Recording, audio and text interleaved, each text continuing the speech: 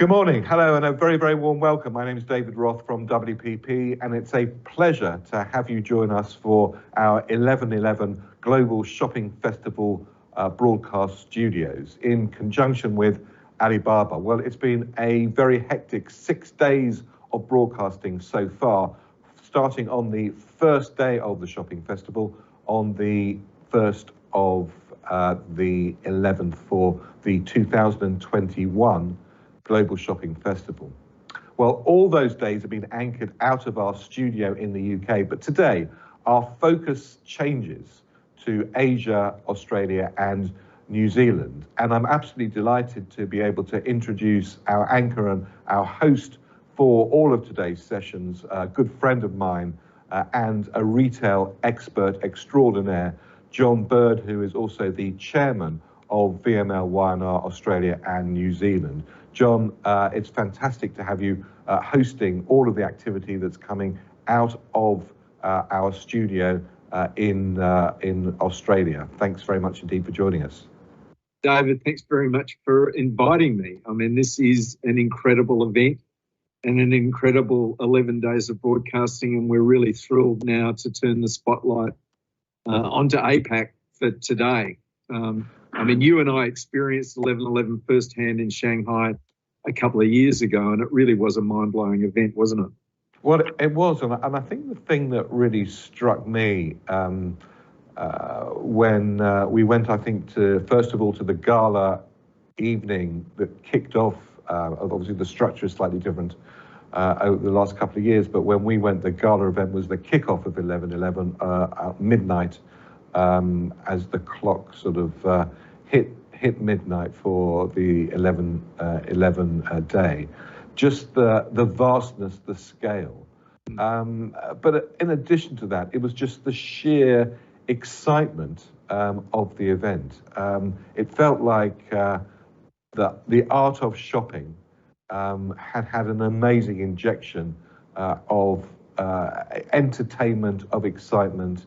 I think something that maybe outside of China we've been missing for a good number of years now. I think that's a really good point. It's about the energy of the event as much as anything, isn't it? And they're trying things. There's all sorts of experimentation in different aspects of online with the live streaming and the gamification and so on that makes it really exciting. Yeah, I mean, it's certainly not a passive experience by any stretch of the imagination. And I think the thing that has struck me, and clearly we'll be talking about this during the course of the day, is just the innovations that Alibaba and the team, and obviously the brands associated with the 11/11 period, of which they are now thousands, are being innovative in doing things very new, leveraging the technological platforms that Alibaba have created, and I'm sure we'll see some great examples of that over the course of the day. John, talk a little bit about what's in store. Yeah, we've got some great highlights. I mean, a couple for me are the interviews. We're talking with Maggie Zhu, Managing Director of Alibaba Australia and New Zealand. She's a bit of an Alibaba legend. She started back in 2000 working alongside Jack Ma and getting Taobao off the ground. And since 2016, she's been the MD of Alibaba in Australia and New Zealand, working down under, but helping brands here get up over into the China marketplace. And that's been very successful. We're also having a conversation with James Chang. He's Chief Business Officer for Lazada, which is Alibaba owned, but the #1 e-commerce platform in Southeast Asia.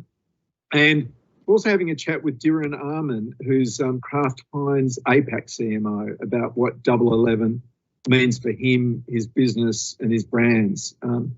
So of course, many of those global clients and brands are 11/11 is their largest shopping period, sales period of the year by a long way now. Yeah, very true. And they're adopting brands like Kraft Heinz are adopting a lot of the tactics of 11/11 in terms of launching new products, in terms of adopting live streaming. Speaking of live streaming, we've got a masterclass with Lazada. That'll be a lot of fun. And we've got a tremendous amount of expertise from different WPP agencies to give us their take on 11/11 in Southeast Asia, Australia and New Zealand. And wrapping it all up at the end, Rose Hercheg, who you know, who's our Chief Strategy Officer here, has got a no-holds-barred Q&A where anybody can jump on and ask a question of the panel, and hopefully we'll get some really interesting answers there. Fantastic. Well, I absolutely recommend everybody to ask questions for that session, and it's going to be a very interactive session as well. So keep your questions as we go through the day. Jot them down, and then you'll have a great opportunity to really ask some amazing experts their views and perspective of things that you've seen as well. Now, one of the sessions that we've already recorded is a session that really looks at the concept of shopping festivals, how they originated in China, the significance of them, the implications that they have for us right across the world. And I think that's probably one of the key takeaways that I've had from the past 6 days worth of broadcasting, is that although clearly the focus of 11/11 is in China, the implications of what we're seeing, the technologies that are being adopted for this year, the way in which brands are creating content have huge implications, especially with the development of live streaming, of using the metaverse in order to contain content, indeed even live stream directly in the metaverse, has huge implications for all brands and all marketeers right across the world. So in that interview, in that session, we are also interviewed a professor from the University of Hong Kong, who is an expert in really understanding the psychology behind shopping festivals.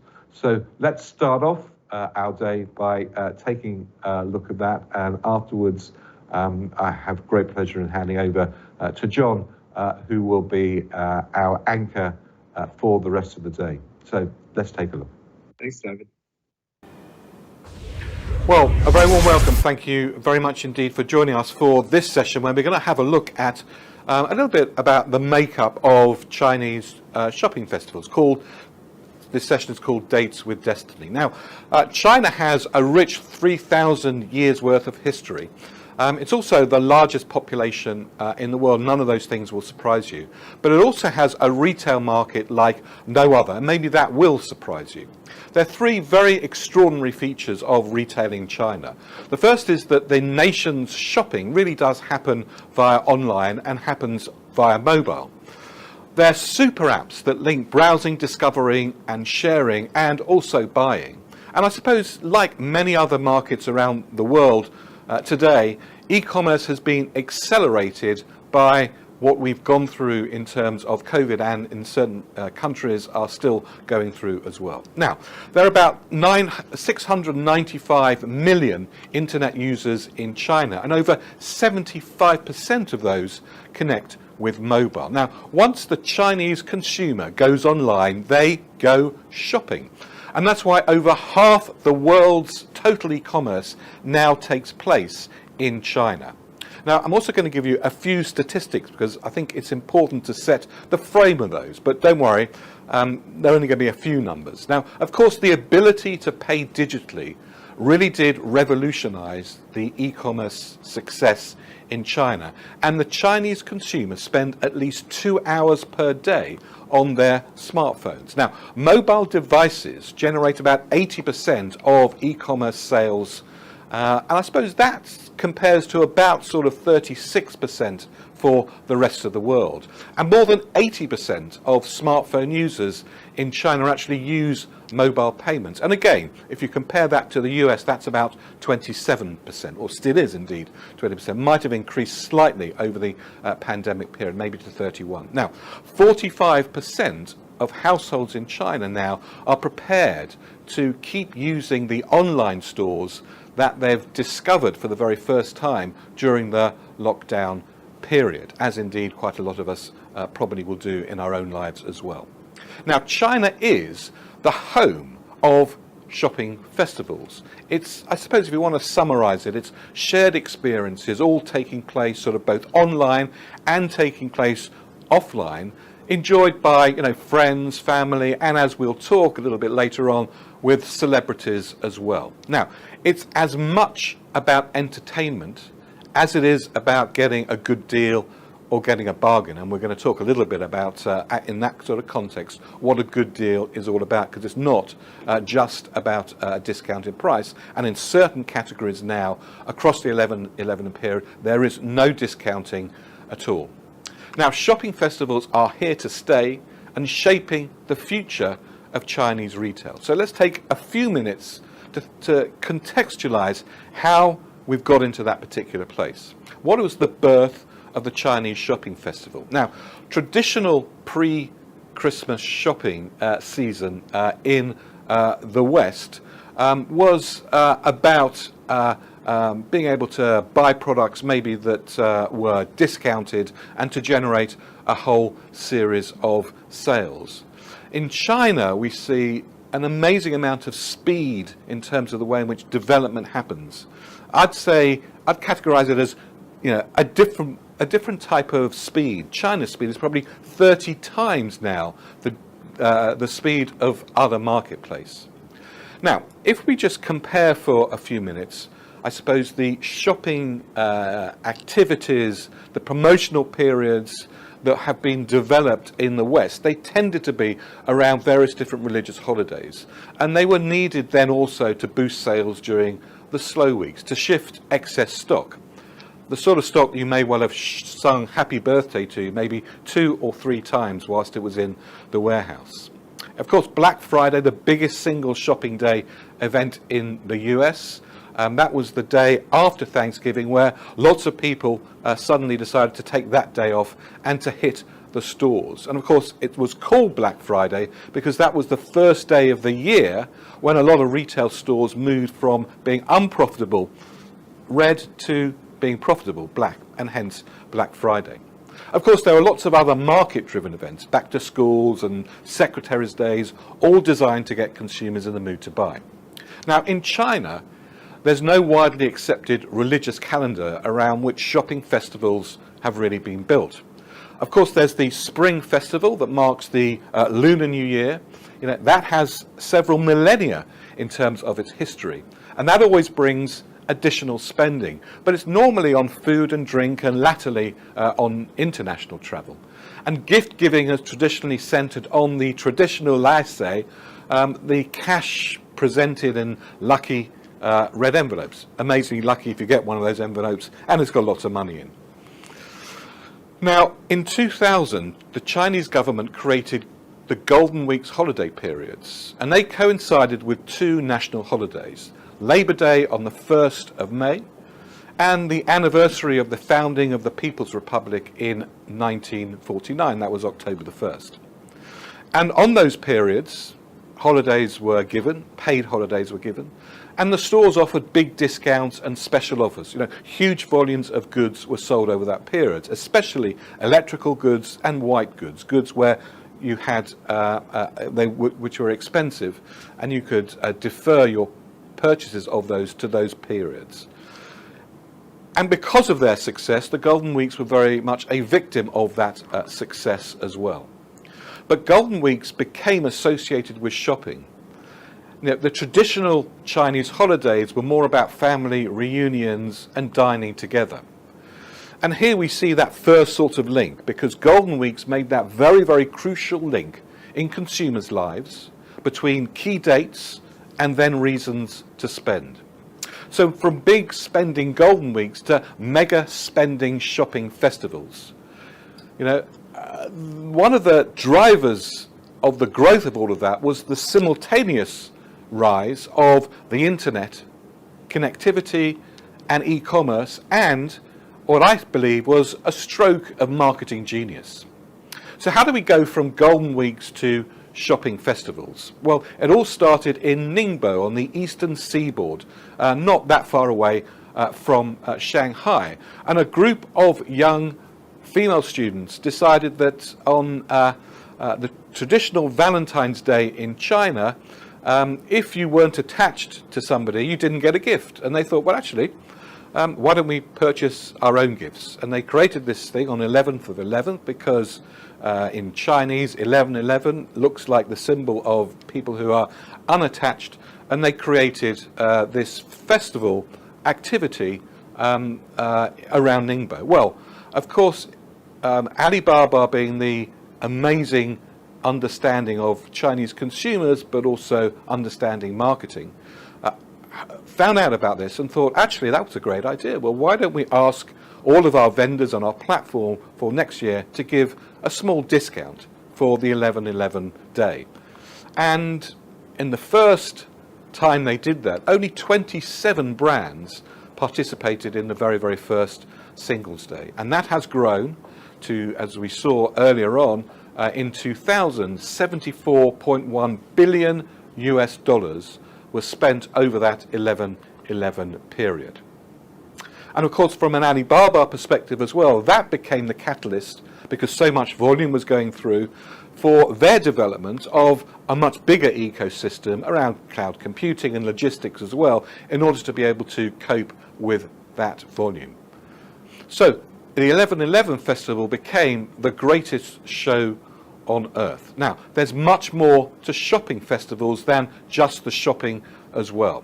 There are two big benefits. Great offers, of course, and products accessible for consumers very, very hungry for new products, but also massive and unrivaled exposure for brands and products, something crucial also for brands wanting to enter into the China market. Now, the excitement around 11/11 is not just about what people can buy themselves. It's become a combination of shopping, of entertainment, with exclusive live and live stream sort of content that very much links the physical world with the consumer's digital world. And that linkage between the two has become much more important and much more prominent over the course of the last few days.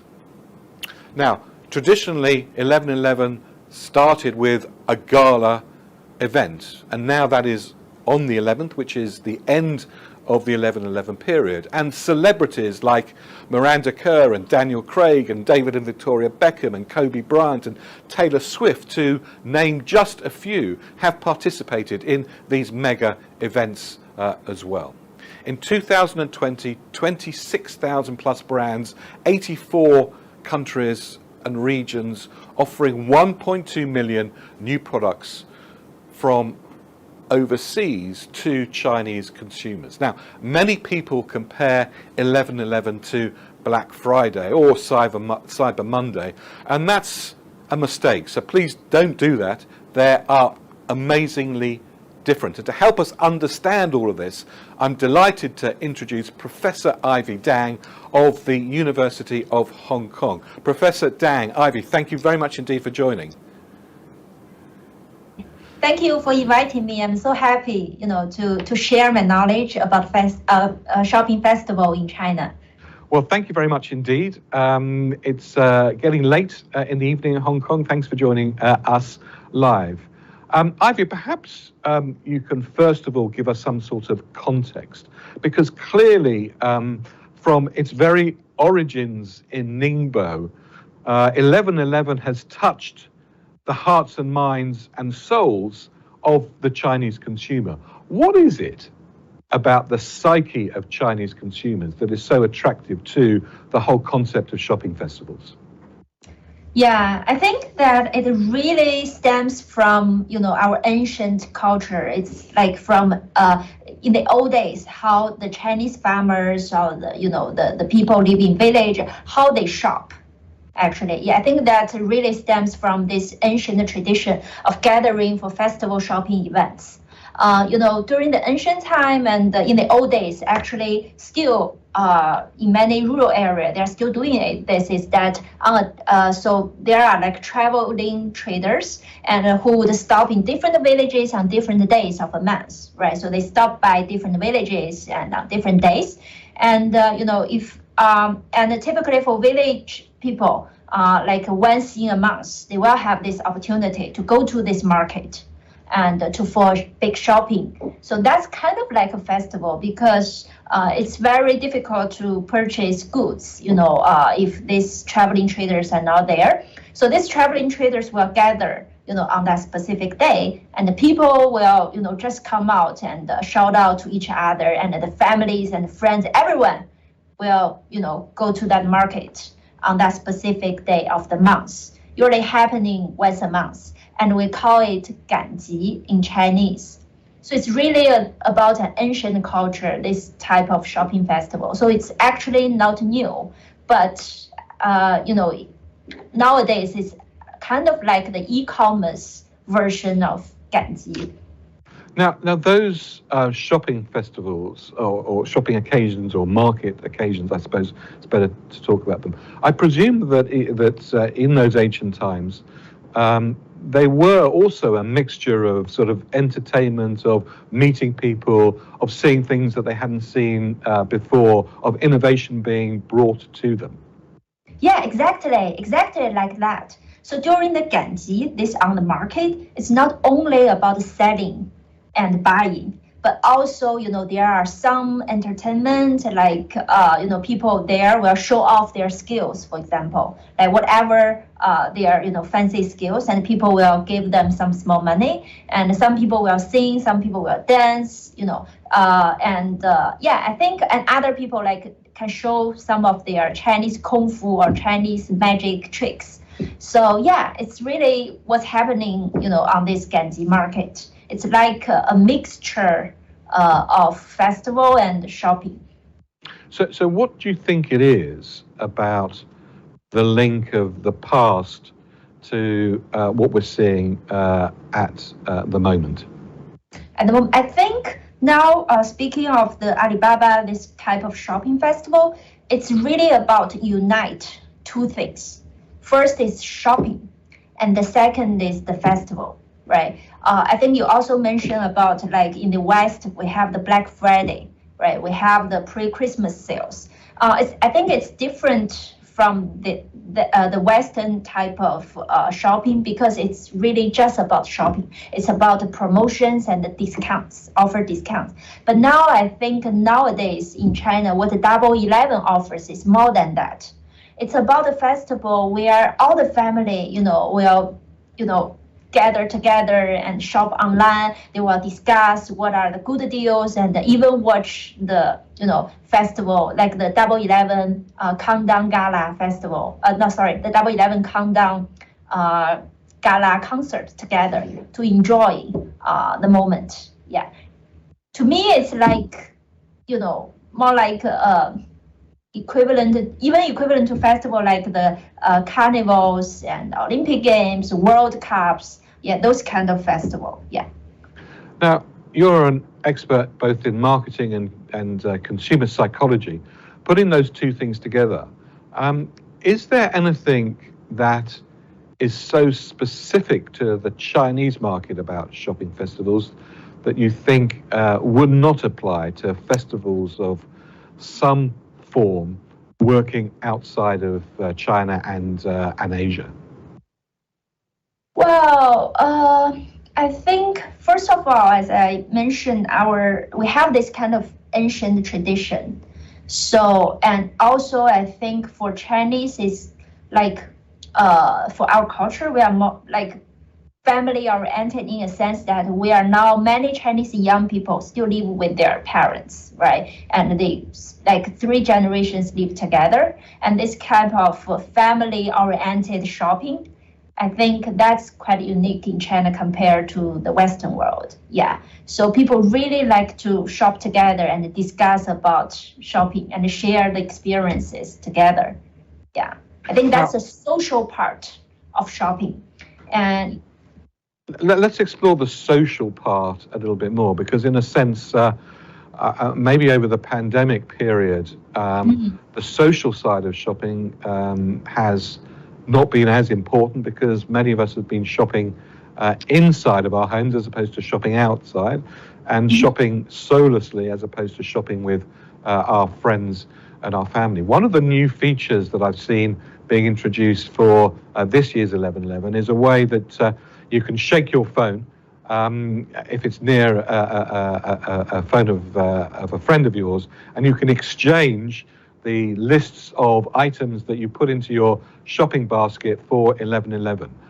Yeah. Explain to us the psychology of that and why, in a sense, exchanging what it is that I want, what some friends want together, is something that is a catalyst for the socialization of the shopping experience over 11.11, and maybe the socialization of shopping as we go forward. Yeah, I think that's part. To me, it's like, someone who you are close to, like your family or friends, who recommend something or share some good things with you. Really, that's people will think that. I think that's because they trust, according to the past research, people trust the recommendation from friends, family more, right? Than even trust them like more than, nowadays given the online review site, but still like family recommendation or friends recommendation ranks the first, in terms of trustworthiness. So I think by sharing these cards together, and to me, it's still like a recommendation, from friends or family, and they will trust that these items are good deals and they are good products with high quality, and that will excite the consumers because they are already in the purchasing momentum. They really want some good deals. Yeah. Now, Ivy, we're going to have another conversation in a few days' time where we're specifically going to be exploring the whole concept of trust, recommendation through the whole concept of live streaming, which has become a really important part of not only 11.11, but we're seeing live streaming being used right across the world, and I'm very confident that live streaming will in its own right become a major sales channel globally over the next few years. And you're going to help us do a deep dive into the business model and how all of that works. So we very much look forward to seeing you in a few days' time. But for the moment, Professor Ivy Dang from the University of Hong Kong, thank you very much indeed for joining us. Thank you, David. See you in a few days. Look forward to it. Thanks very much indeed. Now, as we've just discussed, 11.11 is a key shopping festival, but like all things that are good and work very well, there are other ways of taking the same type of idea and developing them. So China now has a whole array of shopping festivals during the course of the year. Each shopping festival may well be targeted to different types of consumers and for different types of occasions. So let's take a look at the nation's shopping festivals in China day by day.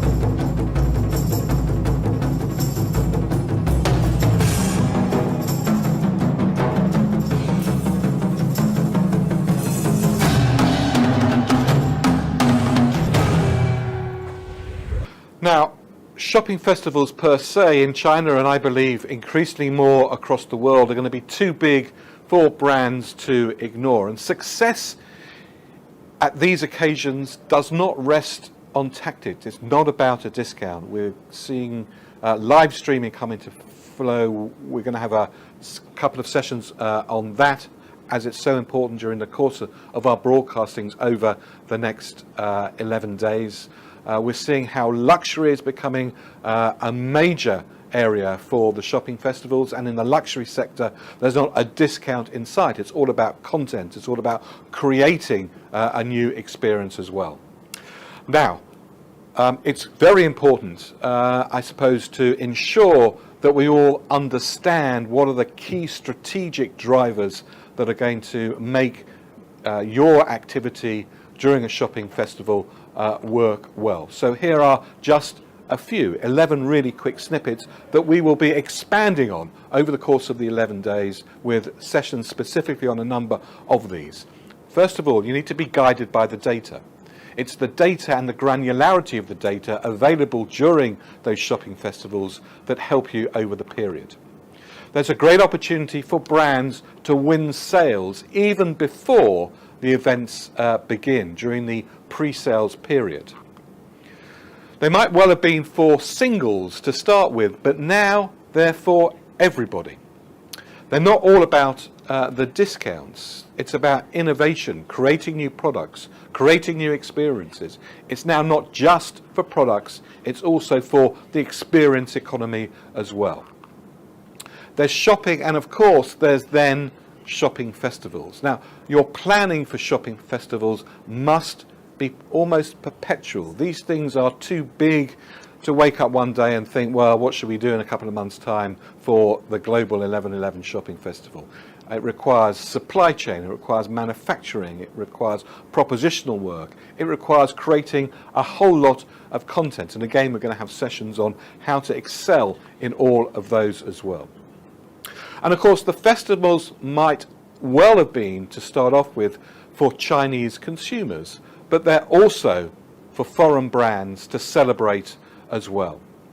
And data and creativity are very much your water and your oxygen today, in order to make sure that your communications is targeted to the right consumer segment with the right messages at the right time. And those messages will change maybe several times a day, and certainly change several times over the course of the 11/11 period as you course correct, understanding through the data what's going on, and using data-led creativity in order to programmatically get to the right consumer at the right times.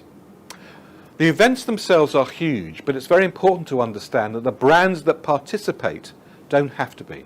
And we're going to show you some great examples of small to medium-sized brands that have used the 11/11 global shopping period to launch their brands, or to expand their brands, or to turbocharge their brands as well. And finally, the Chinese shopping festivals have massive reach, not just in China as we've seen, but also outside of China. And their influence in terms of setting some of the retail trends, the technology trends, the innovation trends, the communication trends to consumers right across the world, to be used within the context of your communications and your strategies for your products just in your domestic markets. So it's very important to keep a close, watchful eye on what's going on. And that's, I suppose, one of the key hypotheses and reasons that we are doing this broadcasting, in order that we all get and understand some of the insights that we can apply to our marketplaces as well. Well, thank you very much indeed for joining us for this section. Thank you very much to my guest, Professor Ivy, and we will be hearing, as we said, from her on a really interesting session on the business of live streaming, which is something she's done a lot of academic and business work on in a few days' time. Well, we'll be back in a few moments, but for now, from me, David Roth, WPP, thank you very much indeed for watching.